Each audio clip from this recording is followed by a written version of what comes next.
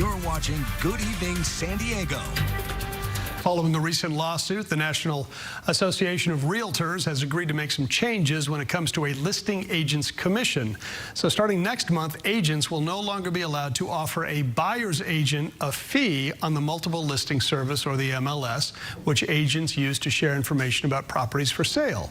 Real estate broker Mike Powell is here, and he wants to explain this new ruling, how it could impact buyers, it seems like, especially in the housing market. Good to see you, Mark. How are you? Good to see you, Logan. Good, thank you. So refresh everybody's memory, if they haven't bought a house, how it works generally, because the seller gets the listing right and then they put it out, and then how do they share that commission normally? Typically what happens is a listing agent will go to a seller and say, hey, I'll sell your house for, let's say, 5%.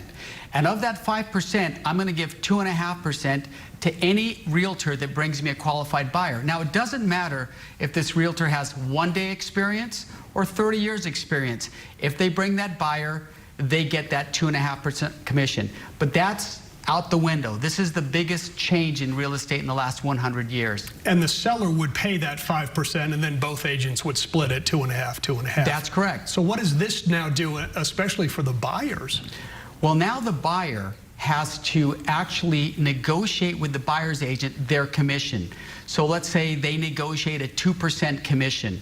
So when the buyer's agent puts the offer in, they can ask the seller, hey, I'm bringing you a qualified buyer. Will you give me 2% for doing that? Now, the seller then can say, yes, I think that's fair. If the price is good, they might say that. Or they can say, no, I'll give you 1%. So then the buyer's agent has to go back to the buyer and say, well, I got 1%. You're on the hook for the other percent. Wow.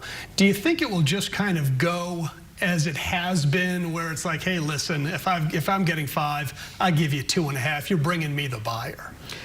Well, not necessarily, because when you list the house now, you're not going to list it for 5% because you're not sharing with anybody. You might list it for 2.5 or 3%. It's up to the seller to make the determination whether they want to pay the buyer's agent's commission. So there's some unintended consequences. It may disenfranchise some buyers who can't afford their buyer's agent. Remember, they have to have a contract, the same way the listing agent has a contract with the seller.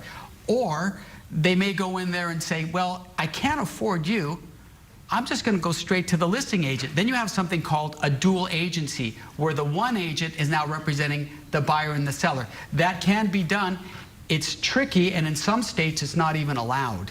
Wow. So you think a buyer is now going to have to figure, all right, whatever I'm willing to pay, I've got to add about 2% onto that in case I have to pay the buyer, and I may have to borrow that money too, or that's part of my down payment now. If they have it. Now remember, Logan, only about 11% of the population in San Diego County can comfortably afford the median price home, which is now $1 million.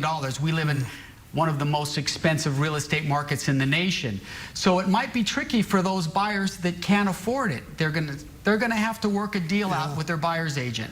Are you getting any sense that the prices may stabilize or may come down at all? Everybody's hopeful for prices.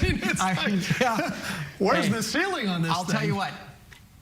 A lot of people want prices to come down because then they can afford to buy a house. But sellers don't want prices to come down. Right. If you own a home, you're pretty happy, pretty comfortable with all of that money that you're sitting on right now. So it's kind of a double-edged sword. Some people love these high prices, and some people hate them. And interest rates have kind of been going up a little bit. Now, they might come down here soon. That's what it's looking like. But, I mean, usually that kind of impacts the price, right? The prices maybe come down if the interest rates go up, but it doesn't even seem to be happening. I'm glad you brought that up, because here's what's happening. People that are sitting on these 2.5%, 3% interest rates, they're like, I'm not going to sell. Why would I sell to pay 7%? So that's kind of suppressing the market. There's no motivation for somebody to sell to pay a higher interest rate. Yeah. So they're just sitting on their houses. They're doing a lot of remodeling. And it's going that way. They're keeping their 2.5% interest rate, and they just happen to be living in the house almost. It's like the rate is more attractive than the house. Absolutely. That's awesome. Exactly right. Mark, good to see you. Mark Powell for us. Thanks for coming by. Thank you, sir.